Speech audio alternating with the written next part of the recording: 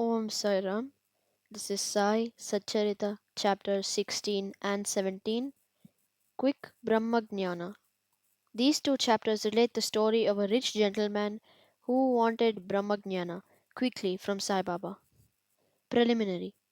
The last chapter described how Mr. Cholkar's vow of small offering was completed and accepted. In that story, Sai Baba showed that he would accept with appreciation any small thing offered with love and devotion, but if the same thing was offered with pride and haughtiness, he would reject it. Being himself full of Satchidanand, existence knowledge, and bliss, he did not care much for more outward formalities, but if an offering was made in meek and humble spirit, the same was welcome, and he accepted it with pleasure and avidity. In fact, there is no person more liberal and benevolent than a Sadguru, like Sai Baba. He cannot be compared to the Chintamani jewel, the philosopher's stone, which satisfies desires, the Kalpataru, the celestial tree which fulfills our desires, or the Kamadhenu, the celestial cow which yields what we desire. For they give us only what we desire. But the Sadguru gives us the most precious thing that is inconceivable and inscrutable, the reality. Now let us hear how Sai Baba disposed of a rich man who came to him and implored him to give him Brahmagnana. There was a rich gentleman, unfortunately his name and whereabouts are not mentioned, who was very prosperous in life. He had amassed a large quantity of wealth, houses, field, and lands, and had many servants and dependents. When Baba's fame reached his ears, he said to a friend of his that he was not in want of anything, and so he would go to Shirdi and ask Baba to give him Brahmagnana, which, if he got, would certainly make him more happy. His friend dissuaded him, saying, "It is not easy to know Brahman, and specially so far an avaricious man like you, who is always engrossed in wealth, wife, and children, who will, in your quest of Brahmagnana, satisfy you that won't give away even a piece in charity."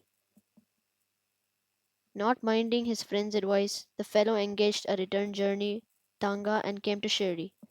He went to the masjid, saw Sai Baba, fell at his feet, and said, "Baba, hearing that you show the Brahman to all who come over here without any delay, I have come here all the way from my distant place. I am much fatigued by the journey, and if I get the Brahman from you, my troubles will be well paid and rewarded." Baba then replied, "Oh, my dear friend, do not be anxious. I shall immediately show you the Brahman. All my dealings are in cash and never on credit. So many people come to me and ask for wealth, health, power, honor, position, cure of diseases, and other temporal matters. Rare is the person who comes here to me and asks for Brahmagnana. There is no dearth of persons asking for worldly existence, but as people interested in spiritual matters are very rare, I think it a lucky and auspicious moment when people like you come and press me for Brahmagnana. So I show to you with pleasure the Brahman with all its accompaniments and complications." Saying this, Baba started to show him the Brahman. He made him sit there and engaged him in some other talk or affair and thus made him forget his question, for the time being. Then he called a boy and told him to go to one Nandu Marwari and get from him a hand loan of rupees 5. The boy left and returned immediately, saying that Nandu was absent and his house was locked. Then Baba asked him to go to Bala Grocer and get from him the said loan. This time also the boy was unsuccessful. This experiment was repeated again twice or thrice with the same result. Sai Baba was, as we know, the living and the moving Brahman incarnate. Then someone may ask, why did he want the paltry sum of 5 rupees, and why did he try hard to get it on loan? Really, he did not want that sum at all. He must have been fully knowing that Nandu and Bala were absent, and he seems to have adopted this procedure as a test for the seeker of Brahman. That gentleman had a roll or bundle of currency notes in his pocket, and if he was really earnest, he would not have sat quiet and be a mere onlooker when Baba was frantically trying to get a paltry sum of rupees 5. He knew that Baba would keep his word and repay the debt, and that the sum was wanted was insignificant. Still, he could not make up his mind and advance the sum. Such a man wanted from Baba the greatest thing in the world, the Brahmagnana. Any other man who really loved Baba would have at once given rupees 5 instead of being a mere onlooker. It was otherwise with this man. He advanced no money Nor did he sit silent, but began to be impatient, as he was in a haste to return and implored Baba, saying, "O Baba, please show me the Brahman soon." Baba replied, "Oh, my dear friend, did you not understand all the procedure that I went through, sitting in this place, for enabling you to see the Brahman? It is, in short, this. For seeing Brahman, one has to give five things, that is, surrender five things. 1.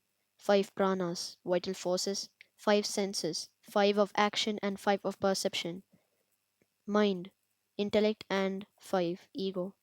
This path of Brahmajnana of self realization is as hard as to tread on the edge of a razor. Sai Baba then gave rather a long discourse on the subject, the purport of which is given below. Qualifications for Brahmajnana or self realization. All people do not see or realize the Brahman in their lifetime. Certain qualifications are absolutely necessary. 1. Mumuksha or intense desire to get free. He who thinks that he is bound and that he should get free from bondage and work earnestly and resolutely to that end, and who does not care for any other things, is qualified for the spiritual life.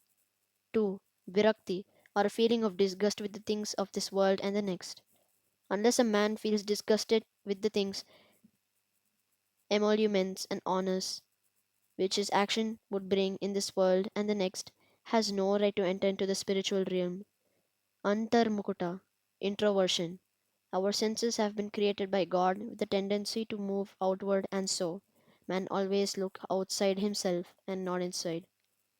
He who wants self realization and immortal life must turn his gaze inwards and look to his inner self. 4. Catharsis from purging away of sins. Unless a man has turned away from wickedness and stopped from doing wrong, and has entirely composed himself, and unless his mind is at rest, he cannot gain self realization, even by means of knowledge. 5. Right conduct. Unless a man leads a life of truth, penance, and insight, a life of celibacy, he cannot get a God realization. 6. Preferring Shreyas, the good, to Prayas, the pleasant.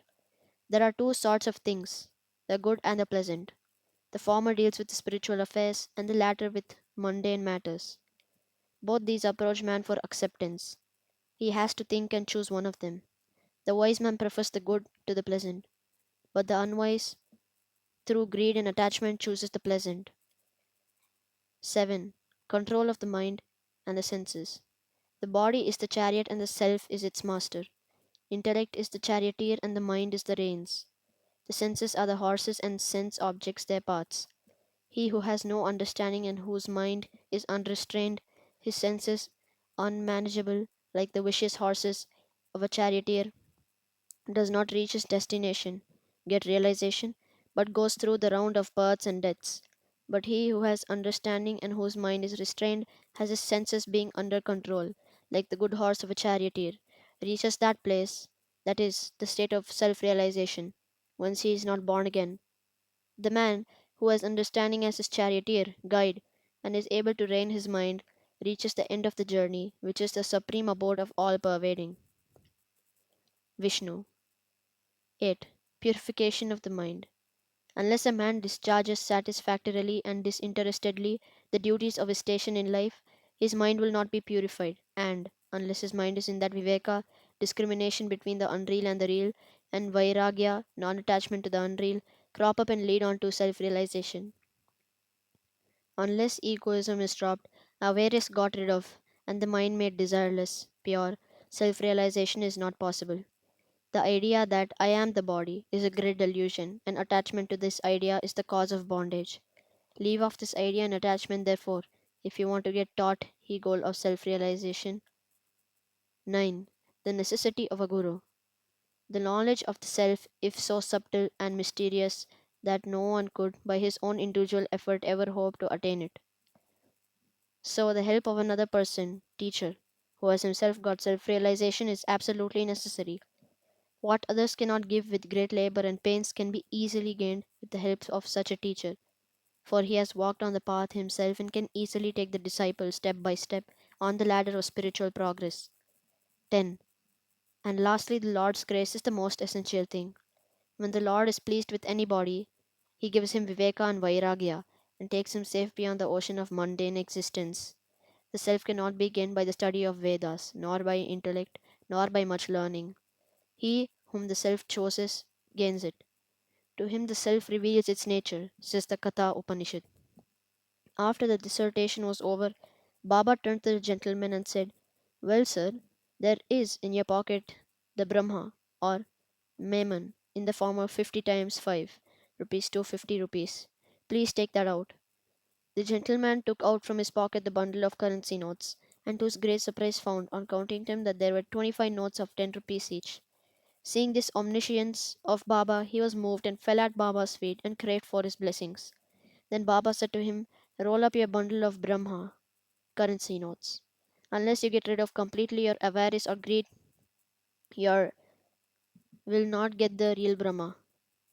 How can be, whose mind is engrossed in wealth, progeny, and prosperity, except to know the Brahma without removing away his attachment for the same?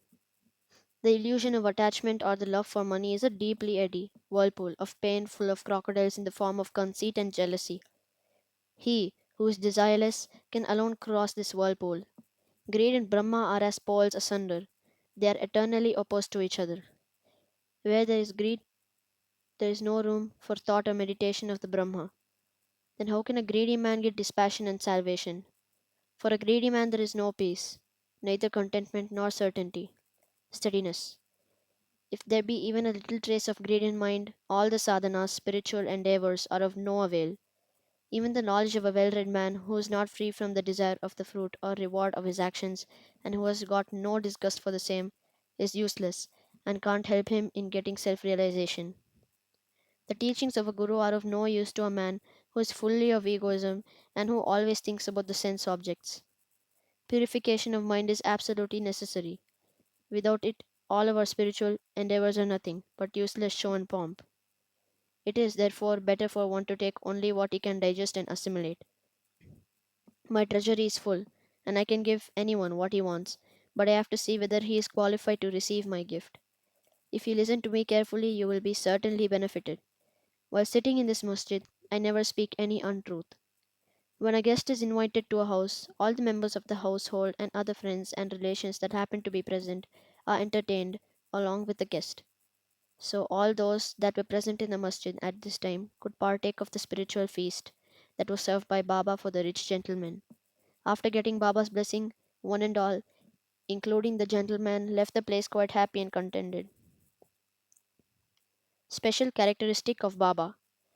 There are many saints who, leaving their house, stay in forests, caves, or hermitages, and remaining in solitude, try to get liberation or salvation for themselves. They do not care for other people and are always self absorbed. Sai Baba was not of such a type. He had no home, no wife, no progeny, nor any relations, near or distant. Still, he lived in the world, society. He begged his bread from 4 or 5 houses, always lived at the foot of the neem tree, carried on worldly dealings, and taught all the people how to act and behave in this world. Rare are the sadhus and saints who, after attaining God vision, strive for the welfare of the people. Sai Baba was the foremost of these, and therefore says Hemad Pant, "Blessed is the country, blessed is the family, and blessed are the chaste parents where this extraordinary, transcendent, precious, and pure jewel, Sai Baba, was born." Bow to Sri Sai, peace be to all.